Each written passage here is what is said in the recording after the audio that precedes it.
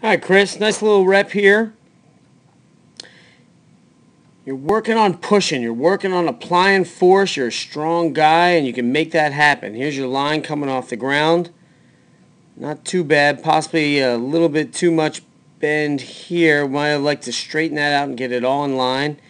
There's your thigh. There's your shin. Not quite parallel. And that ends up with the foot landing slightly in front of the center of mass, which is about where we're talking about the hip being the point that we want you to hit. So we'd like to see that foot a little bit more in there. But you can also see that you get to this little red line there, and that is a nice movement, although the hip is a little bit short of that.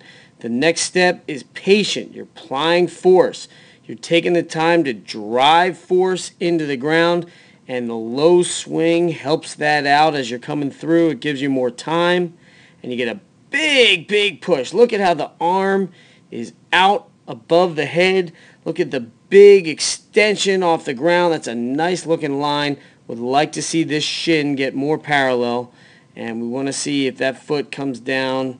So if you reach a little bit for this red, here's the contact here.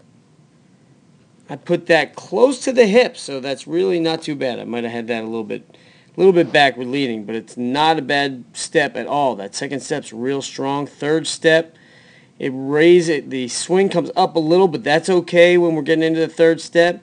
And another pretty good push. The arm is a little lower. That may or may not be okay.